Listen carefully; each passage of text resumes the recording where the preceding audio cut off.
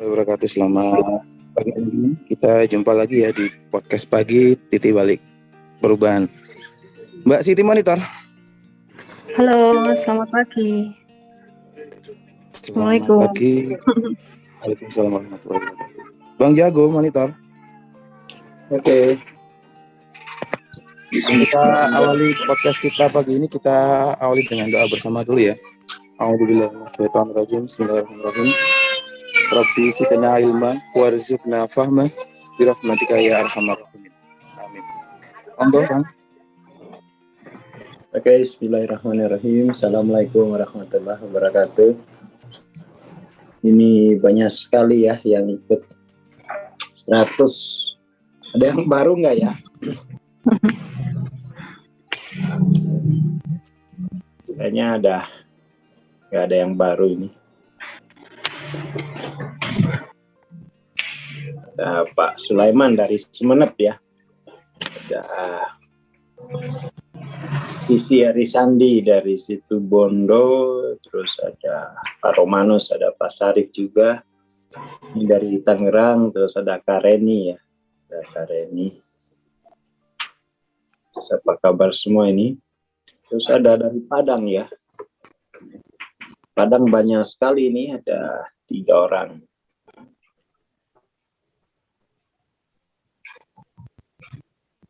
Tidak, Batamle. Waduh. Terus ada Pak Musolin ya. Pak Musolin Wonosegoro. Kenalan dulu ini ya. Ini ada Kasara dari Malaysia. Jauh. Padang banyak sekali ya. Ada dari Kendari. Titi Asri ya. Kenal Ainun? Kenal. Nah, di sini ada Ainun nih ya. Terus ada siapa lagi ya? Ada Mas Budi ya, ada Mbak Arum, ada Bang Aci, terus ada Ahmad Yuduf. Siapa Ahmad Yusuf? Ahmad Yusuf. Oh. Ya. Kayaknya Ainun ternyata ya. Terus ada Kamila ya. Arianto dari mana ya?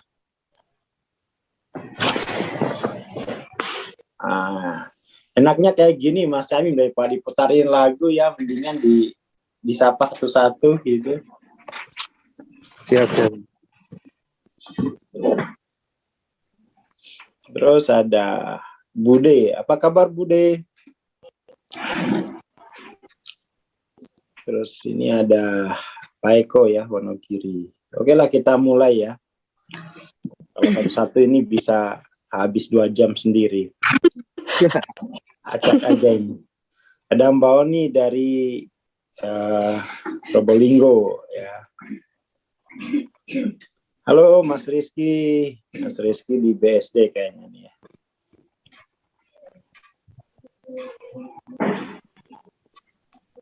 Siti Nurhayati, anggota Dewan Provinsi Sulawesi Tenggara. Salam kenal gitu ya. Wah, keren banget ini, ada anggota Dewan loh, Mas Aing nggak disapa. Walat kamu. Tutup jaringanmu ini. Sapa-sapa dong. Ada Pak Busiri dari Bondowoso ya. Apa kabar? Kan enak nih. Pagi ini bahas apa kita nih?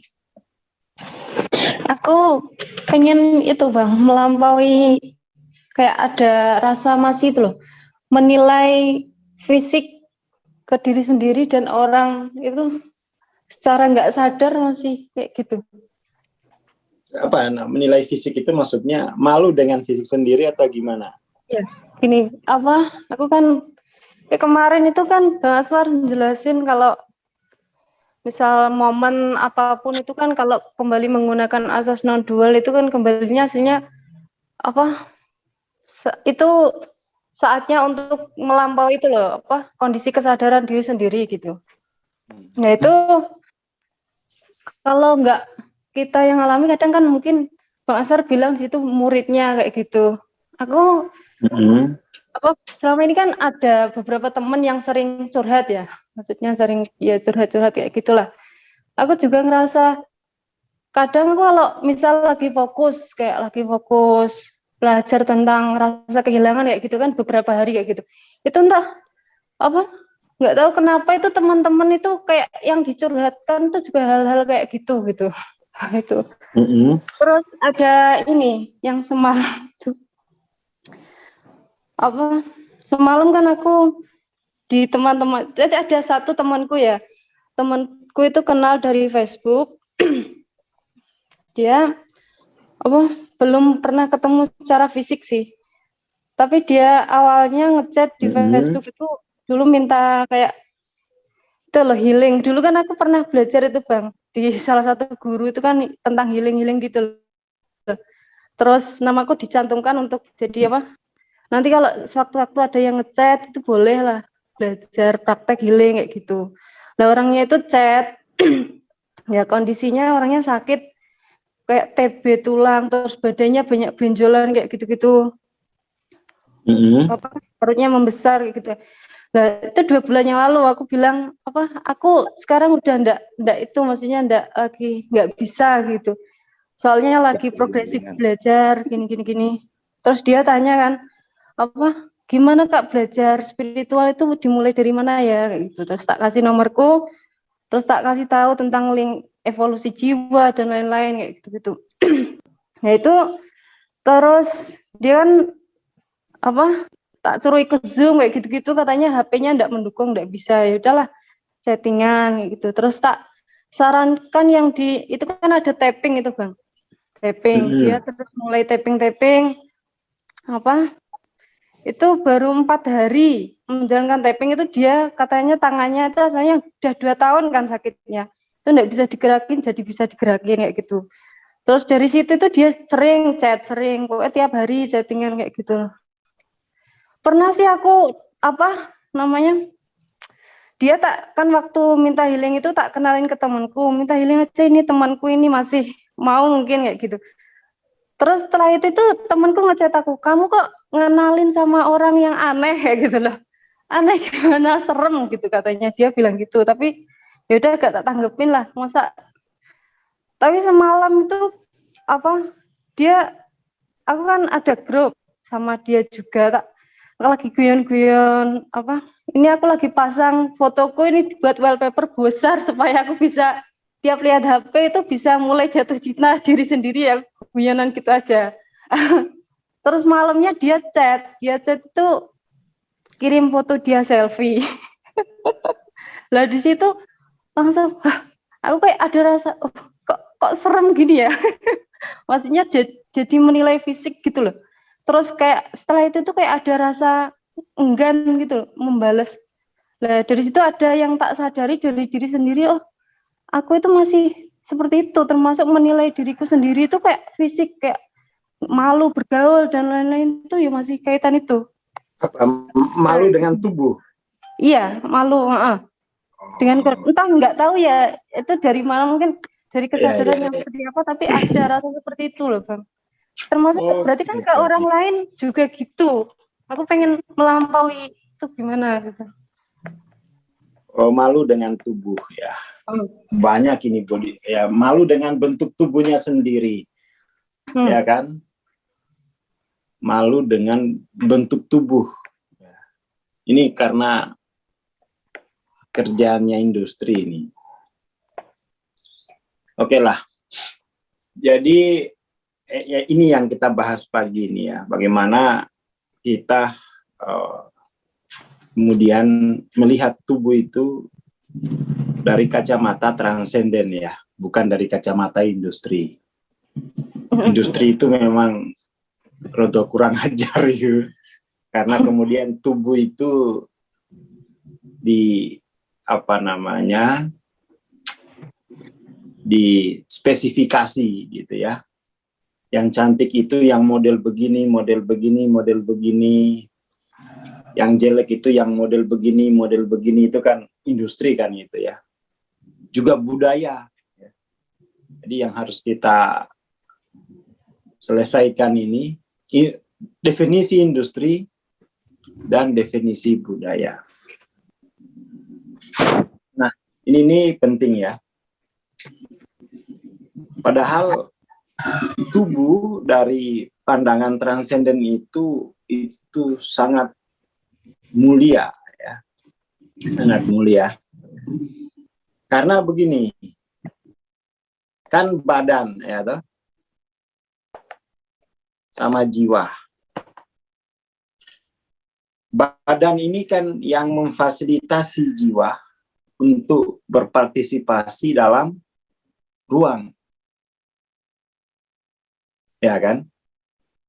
Entah kamu pakai kosmetik, entah kamu pesek, entah kamu hitam, itu hal-hal semacam tadi itu kan, hitam itu jelek, pesek itu jelek, apa lagi?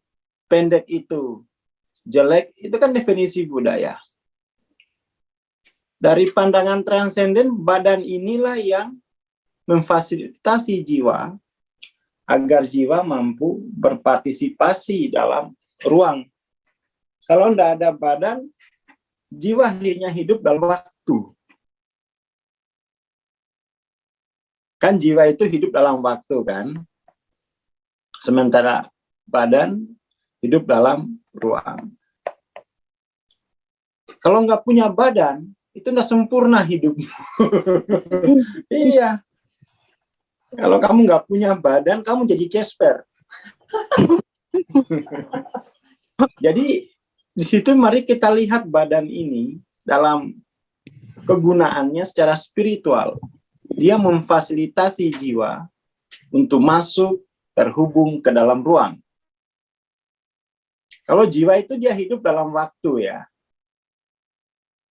Jadi beda antara badan dengan jiwa. Badan ini yang kemudian tuh dia sebagai fakta, sementara jiwa itu sebagai potensi. Potensi. Jadi karena kita memang tidak tidak membedakan mana badan mana jiwa, nah, itu kemudian kita ditipu habis-habisan oleh industri. Kamu adalah badan. Itu dua hal yang berbeda ya, dua hal yang berbeda. Badan yang menempati ruang, sementara jiwa itu menempati waktu. Makanya kalau teman-teman baca di buku TLOC halaman terakhir lah, ada waktu-waktu jiwa di sana ya. Jadi di buku TLOC itu ada waktu-waktu jiwa. Jiwa itu hidup dalam dimensi waktu. Atau yang update lah, yang terbaru ini ya, saya liatin. Di buku Becoming Supernatural, itu bab 11. Nah, saya bocorin.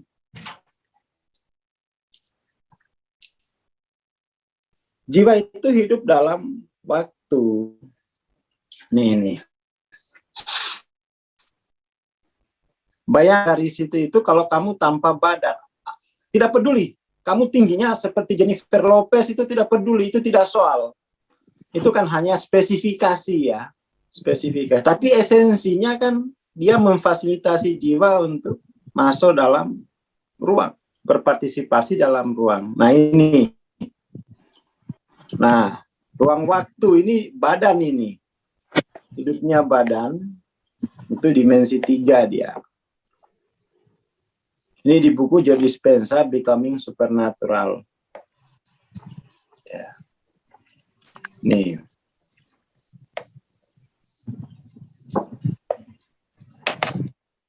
Ruang waktu ya. Jadi waktunya badan itu waktu yang fix. Masa lalu, gitu kan. Sementara waktu jiwa itu di sini belum ada, tapi jiwa itu dia hidup dalam waktu yang masuk dalam ruang gitu. Itu di buku Joe Dispenza. Kalau belum punya ya beli, nabung, biar bagus wacananya gitu ya. Jadi itu. Jadi kalau kita gagal melihat badan Ya, kita atau hanya melihat badan dalam spesifikasi budaya, dalam spesifikasi industri, kita akan diperbudak itu oleh budaya, kita akan diperbudak oleh industri. Dan kita akan lupa bahwa badan itulah tidak tergantung spesifikasinya, dia berjasa memfasilitasi jiwa untuk terhubung ke alam materi, dalam ruang materi. Bayangkan itu. Entah kamu pakai lipstik apa enggak, ya kan? Itulah jasanya badan itu. Yang itu yang tidak mampu dilihat oleh industri. Yang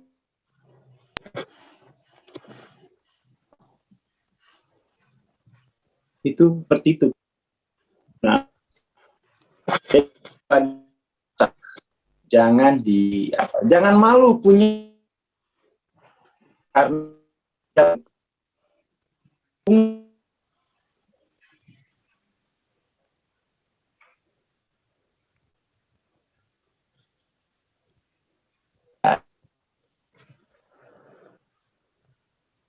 biar bentuk tubuh nggak malu dengan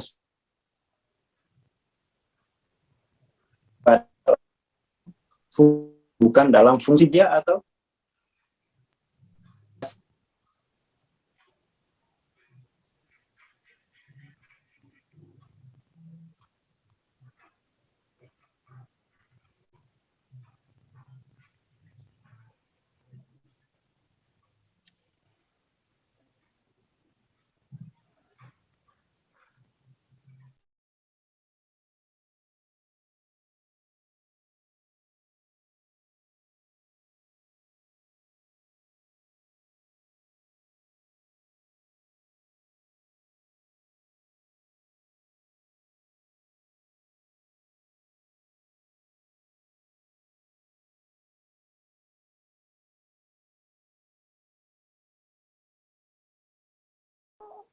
Halo, Bang Aswar. ya itu poinnya ya. Jadi biar nggak malu dengan badannya, walaupun ireng, pesek, apapun lah itu ya. Share screen-nya hilang, Bang.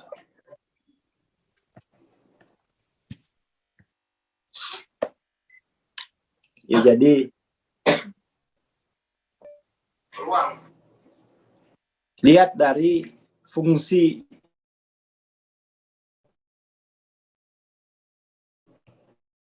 spiritual, spesifikasi budaya. Jadi kita sama di ada, ya kan, hormati badan. Masa malu dengan badan itu kan berarti kita tidak kenal dengan fungsi spiritual daripada badan itu. Terus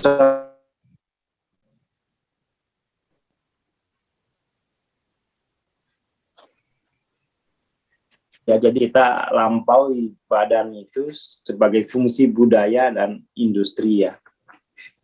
Mari kita melampaui badan, definisi badan dari aspek mekanisnya ya.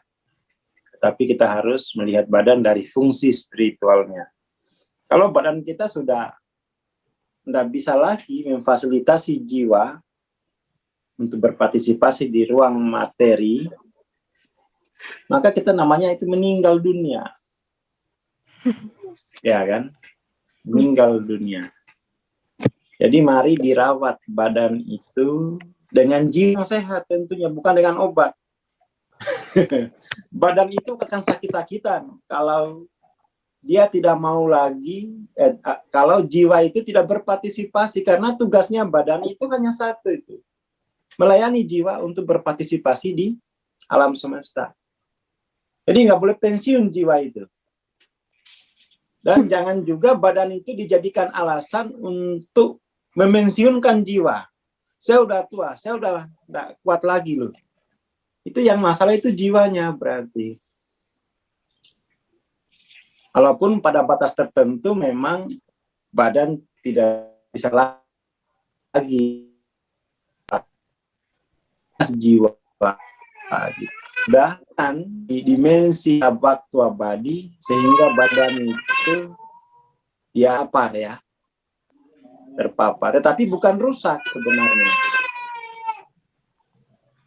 Jadi hubungan antara jiwa dan badan itu hubungannya yang suci, gitu ya, hubungan yang suci.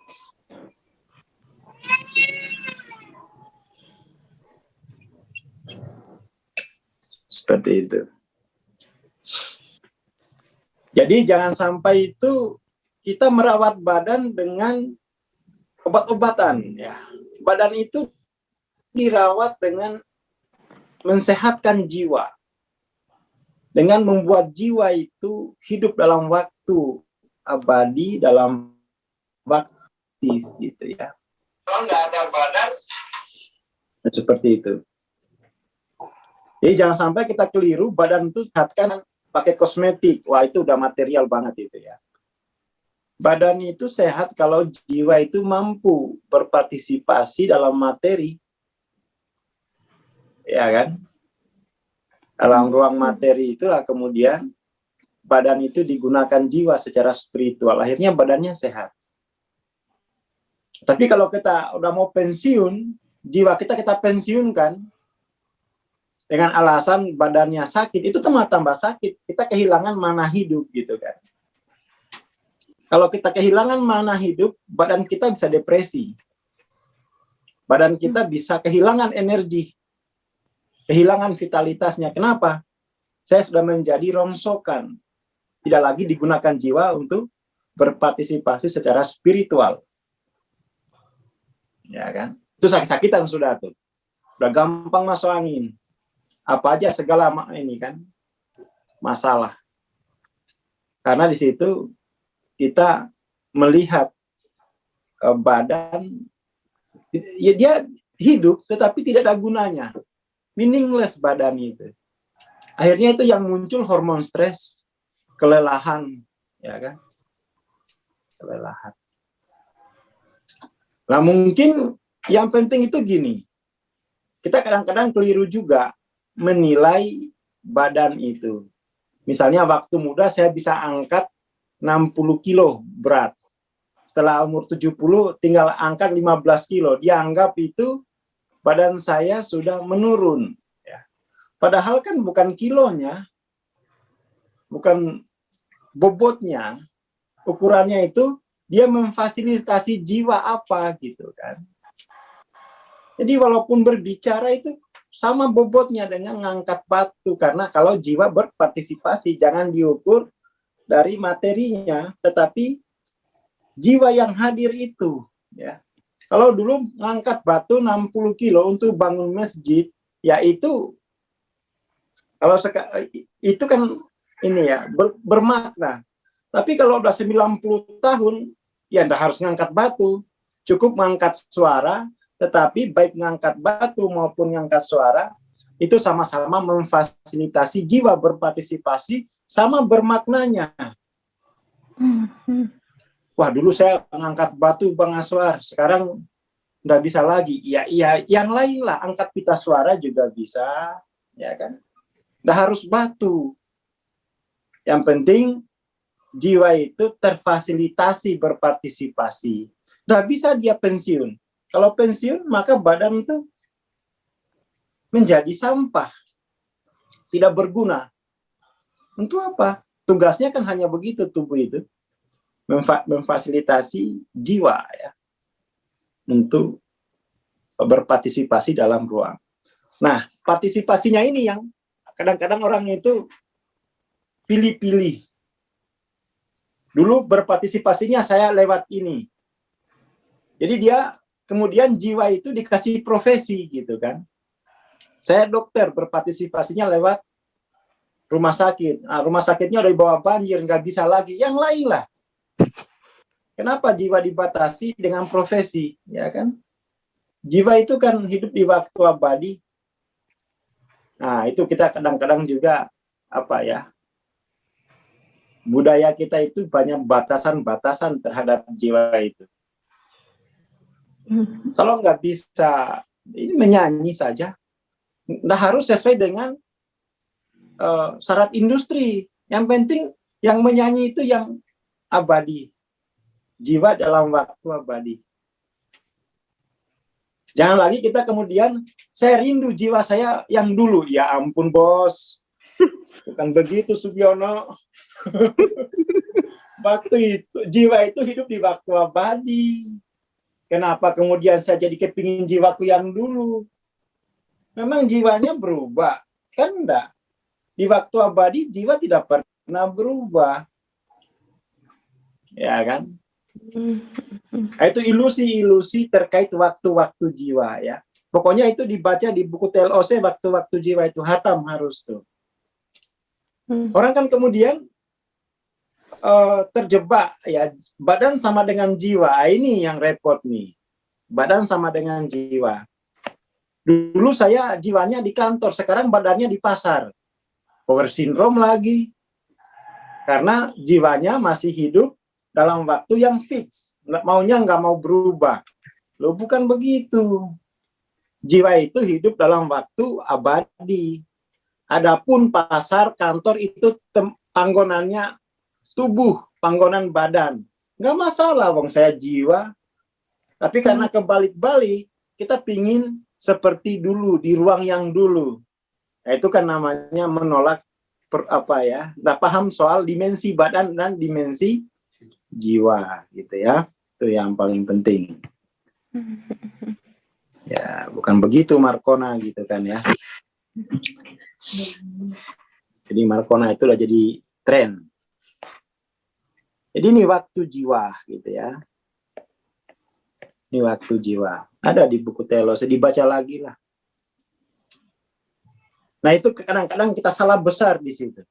Nggak bisa, kita selalu menginginkan jiwa itu seperti yang dulu. Yang dulu itu badan. Yang berpindah-pindah. Mbak Siti dari mana? Dari Hong Kong. Dari Nganjuk ya. Yang berpindah dari Nganjuk ke Surabaya itu badan. Ya kan? Yang berubah dari bocah menjadi dewasa itu badan. Ya kan? Kalau waktu itu, jiwa itu dia dalam waktu. Makanya bisa aja kan itu badannya udah kumisan, tapi jiwanya masih anak-anak. Karena waktu jiwanya tidak evolusi. Jiwanya tidak evolusi. Ini penting bagi yang sakit-sakitan ya, yang masih gagal membedakan mana badan, mana jiwa. Nah itu segera dibenahi ya.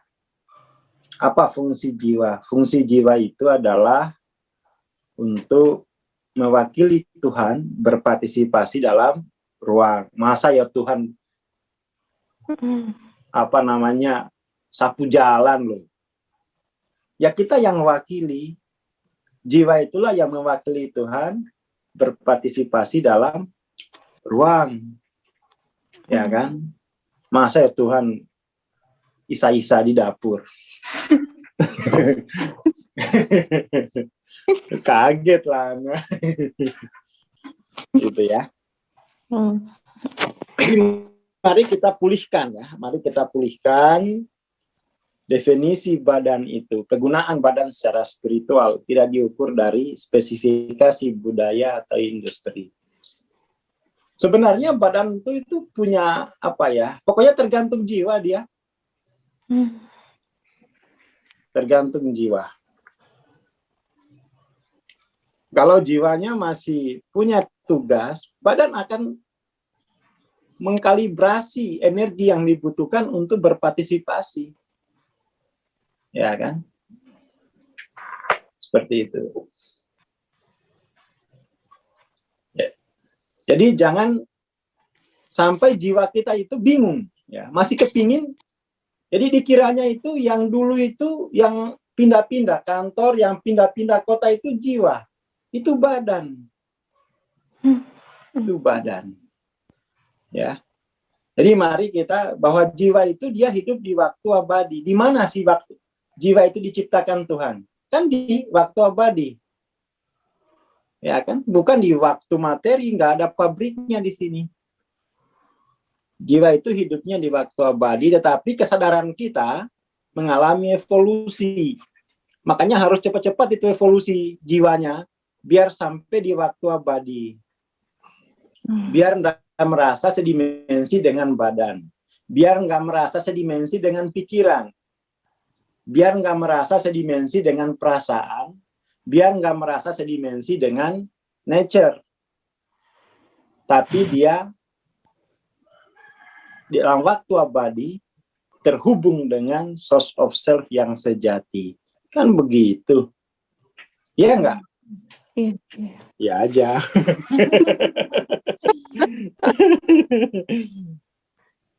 Iya. Seperti itu ya. Saya kira itu dulu, nggak usah panjang-panjang. Pokoknya kalau ada yang ngata-ngatain badanmu jelek, ya karena jiwamu ya jelek gitu kan. Maksudnya itu nggak ngerti bedanya badan sama jiwa. Jelek-jelek kayak gini menurut industri, menurut kamu, ini loh memfasilitasi jiwa saya untuk mewakili Tuhan di muka bumi. Ayo piye, gitu. Itu ya. Jadi nggak perlu malu dengan bentuk tubuhnya. Enggak. Kita melihatnya dari kegunaan spiritualnya. Saya kira itu. Terima kasih. Nanti disambung lagi besok. Assalamualaikum warahmatullahi wabarakatuh. Waalaikumsalam warahmatullahi wabarakatuh. Terima kasih Bang Aswar, terima kasih Mbak Titi, terima kasih teman-teman. Oh ya teman-teman, kalau ada pertanyaan atau ada tema yang pengen dibahas di podcast pagi bisa chat di grup ya atau di komentar channel Evolusi Jiwa. Juga bagi teman-teman yang pengen memiliki buku-buku Hawkins atau ikut bedah bukunya, silakan chat admin. Terima kasih. Kita bertemu pekan depan insya Allah. Assalamualaikum warahmatullahi wabarakatuh. Waalaikumsalam.